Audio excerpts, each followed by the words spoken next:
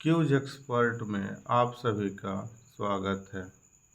यह एनटीपीसी का तीसरा सेट है जो आप सबके बीच में आपके आगामी परीक्षा के लिए चलाया जा रहा है।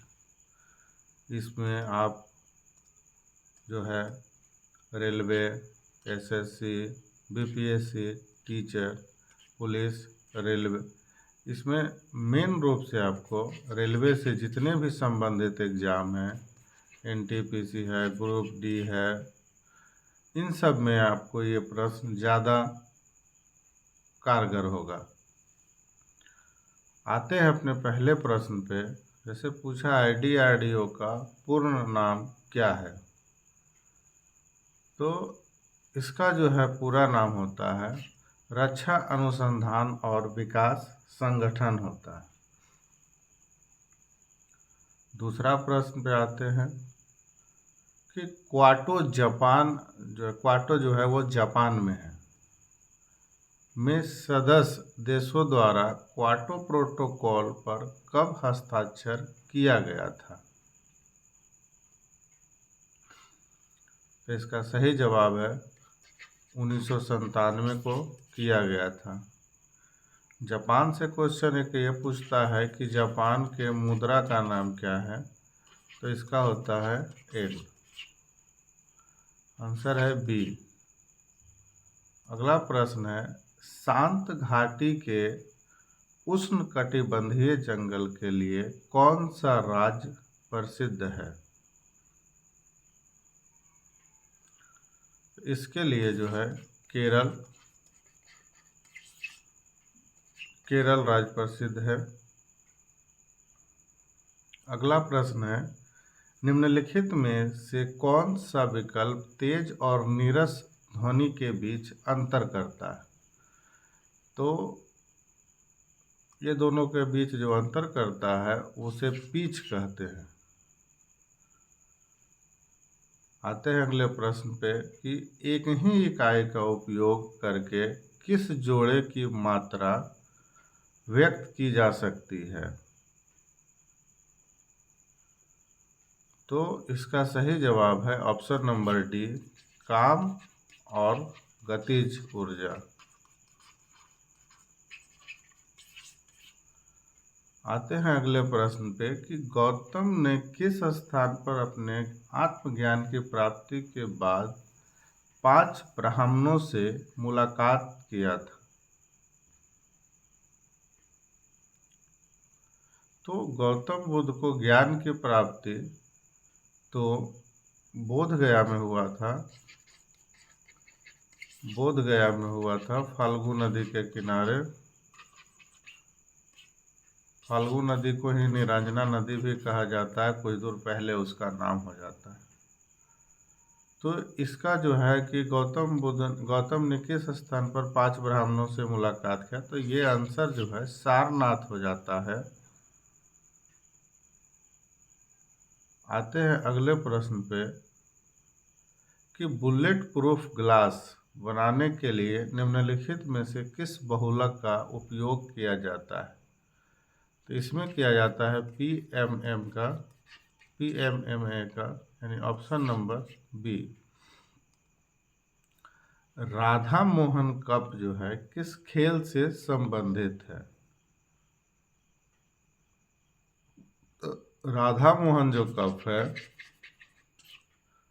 राधा मोहन ये हॉकी से संबंधित है, और यह हॉकी जो है भारत का राष्ट्रीय खेल भी है।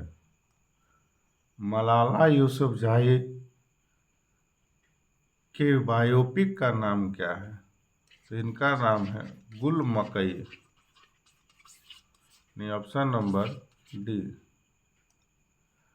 10वां प्रश्न है भारत के उपराष्ट्रपति को हटाने के प्रस्ताव को इसमें स्थानांतरित किया जाता है। ये जो है केवल राज्यसभा द्वारा होता है, यानी ऑप्शन नंबर बी। अगला प्रश्न है निम्नलिखित में से कौन सा समवर्ती अंग का उदाहरण है? तो ये है पंछी के पंख और चमगादड़ के पंख, दोनों हैं कि समान प्रवृत्ति का, क्योंकि दोनों उड़ने के काम में आते हैं। समतल दर्पण बनाता है किस प्रकार का प्रतिबिंब? तो समतल दर्पण जो है वस्तु से वस्तु का सीधा प्रतिबिंब बनाता है, यानी ऑप्शन नंबर डी। आते हैं अगले प्रश्न पे कि चावल निम्नलिखित में से किस स्थान पर पहली बार उगाया गया था? तो चावल जो है सबसे पहले विंध्य के उत्तर में उगाया गया था। अगला प्रश्न है महाभारत का बांग्ला भाषा में किसने अनुवाद किया? तो महाभारत को जो है महाभारत को बांग्ला में कांसी राम ने किया था। लेकिन ये एक और है प्रश्न, रामायण को बांग्ला में किसने परिवर्तित किया? तो वो थे कृत्तिवास। ये रामायण को बांग्ला में परिवर्तित किए थे। आते हैं अगले प्रश्न पर कि तापमान को विशेष डिग्री तक रिकॉर्ड करने के लिए उपयोग किए जाने वाले उपकरण को क्या कहते हैं? तो इसे कहते हैं थर्मामीटर। थर्मामीटर क्या होता है कि ये डॉक्टरी कार्यों में काम में आता है। इसके अंदर पारा भरा रहता है। पारा जो धातु है वो द्रव अवस्था में होता है। अगला प्रश्न है समान न्यूट्रॉन संख्या वाले विभिन्न तत्वों के परमाणुओं को किस प्रकार परिभाषित किया जाता है? तो समान न्यूट्रॉन के लिए तो आंसर हो जाएगा सम न्यूट्रॉनिक,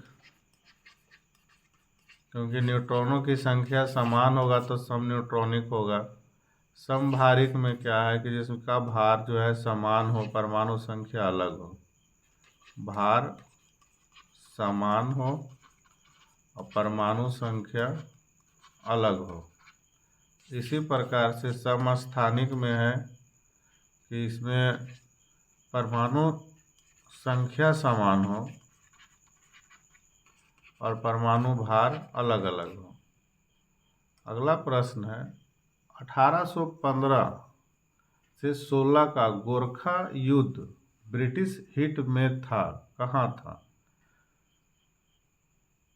तो इसका सही जवाब है काठमांडू में।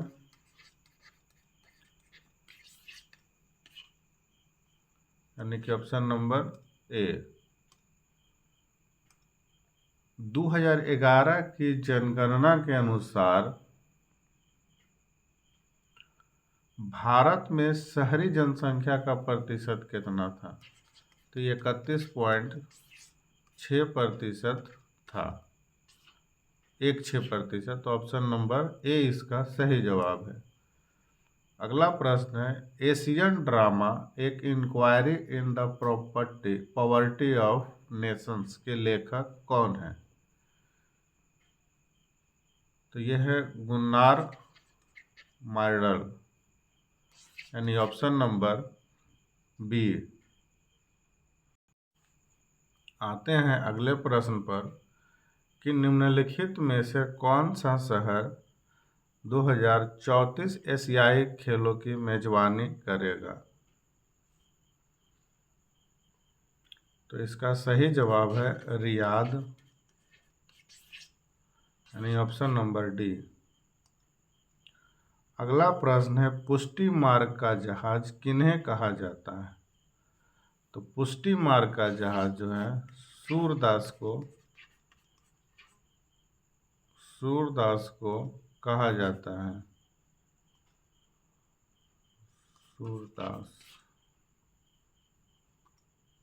सूरदास को कहा जाता है?